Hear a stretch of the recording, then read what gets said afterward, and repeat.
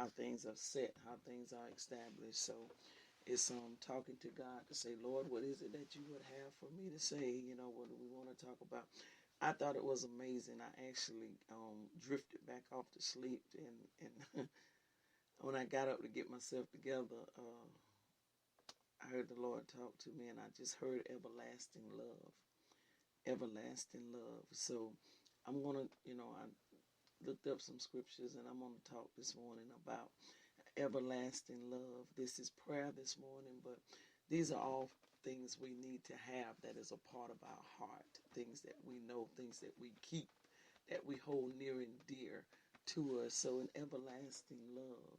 If when what it really made me think about it, now that I have to just really just like in thinking about it, we as humans are used to what is called, I'm going to call it broken love. Broken love. We're used to that. We're used to, I love you till you make me mad. And when you make me mad, I don't love you anymore. Or we're used to an artificial love, which it seems to be love, but it's not really love. It just looks like it's love, but it's not really. It takes on the form of love, but it's not love. So when the Lord gave me this, I came in and I sat down at my desk, and I looked up the word everlasting. Now check this out right here. There were two definitions, but I'm going to show y'all something. This really got me this morning. This definition here. First definition of everlasting is lasting forever or a very long time. Now that's the one that we are most used to. We are most used to that. When you think of the word everlasting, you think that, oh, it's not gonna end. It's gonna last forever. That's one definition, but that was not the one that really just, I'm talking about when I tell you my spirit is just soaring on the inside because of this. This is the second definition that I seen as it relates to everlasting. It says a flower. I've not ever known this. A flower. I'm a word person, but I've not ever known this. It says a flower of the daisy family with a papery texture, retaining. Now, that's the word that caught me. It has a papery texture, but it says retaining its shape and color after being dried, especially after being dried. It said it is a papery flower in the daisy family that after it has been dried, it retains its form or its shape after having them been dried. That got me. The word retain stood out to me because it's somewhat of a synonym of everlasting. To retain something means to not let it go. To hold it, to keep it. It says to retain. So that really got me about the word everlasting. God is retaining his love. He's retaining his spoken words. He's retaining everything that he's spoken, everything that he's thought as it relates to us. God has retained it. He's retained it. So Jeremiah chapter 31 and verse 3 says this here. The Lord appeared to him from far away, saying, I have loved you with an everlasting love. Therefore, I have continued my faithfulness to you. It says he appeared from afar away. Sometimes you can get in a situation where it seems like God is at a distance, like he's so far away. I don't know, what's really going on with my life. I don't know what's happening with me. It's like it's at a far away. It's like I can't seem to get myself where I need to be. I can't seem to get myself together. I can't seem to touch what I want to touch. I want to touch peace, but I can't seem to touch peace. I can't seem to get to peace. But it says here, Jeremiah 31 and 3, it says the Lord appeared to him from far away. So can I just encourage you, Lord, help me this morning. about an everlasting love. An everlasting love. It says the Lord appeared from afar away in everlasting love. The Lord said, I don't care where you are. I see you. The Lord appeared from far away. Didn't have to be up in his face. Appeared unto him from far away and said these words to him. I have loved you. Used the word I have and said loved with an ED at the end of it, which means my love for you did not just start, but I have loved you. I've loved you. So when you see it in text of what he's talking about, he says, loving you with an everlasting love and appearing from afar away, which has to give an indication that somebody left. It has to give an indication that somebody, God help me. God help me this morning. It gives an indication that somebody had to remove themselves. Somebody had to move out of position. Somebody, but God said he appeared to him from afar away. So just imagine the Lord hollering down the road at you, saying, I have loved you with an everlasting love. It has not changed. I have loved you, Delphine. He's hollering so loud to the point you hear the echo. Delphine, Delphine, Delphine, Delphine. You hear an echo because it's just that far away. But he's saying, I've loved you. I've loved you. God, you don't love me. I've loved you. It has not changed. It has not stopped. I've loved you. God said, I've loved you with an everlasting love. I've loved you. This is, man, y'all, this heartfelt. Jeremiah chapter 31 and verse 3 again, it says the Lord appeared to him from far away. I just need to tell somebody, listen, the Lord sees exactly where you are. The Lord sees exactly where you are. It says he appeared from a far away. So Jeremiah now is the same book in the Bible that talks about God being married to backsliders.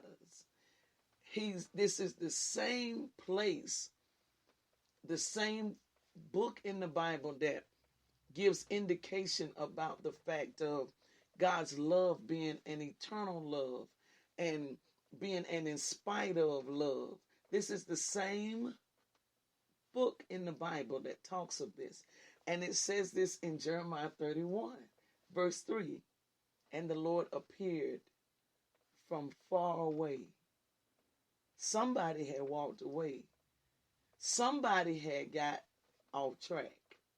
Somebody had allowed themselves to be lured away. But the Lord said, I gotta get out of here, y'all. I gotta get out of here. I gotta leave. Look, it says, but the Lord said, I have loved you with an everlasting love. I have loved you with an everlasting love. You don't really understand or know love. We don't really understand the context of love until love has literally gone through some things. Till it has really been tried, as the Bible talks about the furnace of affliction, until it has really, really gone through some stuff. And he says to him, he says, I've loved you with an everlasting love. Therefore, I have continued my faithfulness to you. Y'all, please hear the Lord today. First off, it said he had to appear from a faraway place, meaning somebody was out of pocket. Secondly, when he appears and he has to speak, he says, I've loved you, which means it hasn't changed. The fact that I love you, it has not gone anywhere. Then turns around and says, I've continued in my faithfulness. So I've yet done and I'm yet doing what I first initially said, God. I'm yet continuing to be who I first established myself to be. God, I got to get out of here, y'all. I'm yet being who I first established myself to be. It has not changed. It has not changed. I've loved you with an everlasting love. An everlasting love. Can I tell somebody this morning, it doesn't matter where you are. It doesn't matter how far you feel you've drifted away. It doesn't matter how tough times have become for you. The Lord said, I've loved you with an everlasting love. I love you, and I'm continuing in my faithfulness. I got to get out of here, y'all. I got to get out of here. I got to get out of here. I got to go. I've loved you with an everlasting love. I'm continuing in my faithfulness. So in spite of what has been done, what you said, how you behaved, how you resented me, the Lord said, I'm not changing. None of that is moving me. Now that's love. He said an everlasting love. Let me give you this definition one more time before I go about the word everlasting. It says it's a flower of the daisy family with a papery texture, and you know paper can be torn. Paper can be torn, just thin. It says with a papery texture, retaining its shape and color after being dried. After being dried. After it has no life in it, so to speak, but it still retains its shape and its form, its color, after having gone through some things. I'm telling y'all about an everlasting love. After being hung on a cross, after being spit on, after being given vinegar or bitter gall, some would say it was vinegar, after being given that to drink, after being placed in a borrowed tomb, didn't even give him his own tomb, a borrowed tomb, after being pierced in the side, after having a crown of thorns put on his head, after being rejected by Delphine for years, after being dishonored by Delphine at times, after being disobeyed by Delphine at times, God would say, I love you with an everlasting love. And I'm continuing in my faithfulness to you. Why, God? Because I have not lost my shape, Delphine. I have not lost my color, even though I was dried out. None of it has gone. I yet love you. I yet love you. Listen to me this morning. God yet loves you. God yet loves you. God yet loves you. God yet loves you. God yet loves you. He's loving you with an everlasting love. Everlasting love. Father, thank you.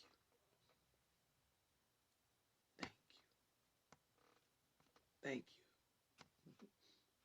Thank you. Thank you. Thank you. Thank you. Thank you. May the Lord govern all the prayer requests that were given this morning and cause the manifestation of the answers to come speedily. Speedily. But Father, most of all, may we embrace the everlasting love that you are giving unto us. And for those that may have to be appeared unto from a far away distance.